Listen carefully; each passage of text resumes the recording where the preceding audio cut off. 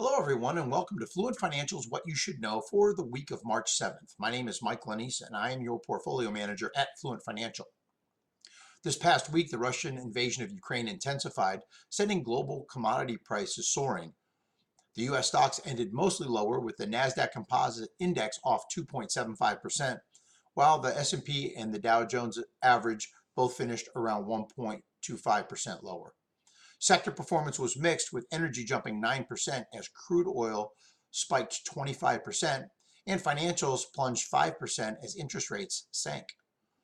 Investors continue to flock to safe haven assets, with the dollar rallying to a 2-year high and U.S. Treasury prices advanced, sending the 10-year yield down to 1.72%. The commodity index is off to its strongest start since 1915, according to Bank of America. Supply concerns from Russia and Ukraine have sent wheat and corn prices higher, along with raw materials such as aluminum and steel. Crude oil settled near 115 a barrel as OPEC stayed with small output rises.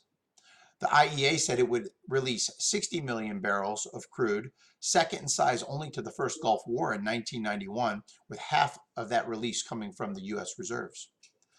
Gold rose another 4% and is within 6% of its all-time high. Monetary policy has taken a back seat in the headlines, but Federal Chairman Jerome Powell voiced support for a 25 basis point rate hike in his testimony to Congress this past week.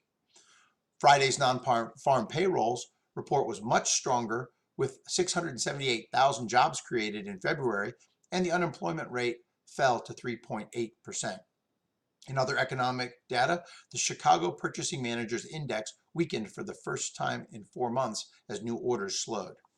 Year to date, the Dow Jones is down a little over 7%, with the S&P down almost 9% and the NASDAQ down almost 15%. Looking to the week ahead, uncertainty is mounting, and with the spike in commodity prices, the global central bank's mission to curtail inflation is becoming increasingly difficult. Little progress is being made in Ukrainian talks with Russia, and European equities were hammered this past week and are now down 14% below their January highs. In the United States, this Thursday we get the inflation update before the Fed's March 16th meeting, which is expected to show consumer prices rising 0.8%, which would be 8% year over year. Traders are pricing in a 95% probability of a 25 basis point rate hike during the Fed's March meeting, down from the recently anticipated 50 basis point hike as economic reports continue to signal slowing growth.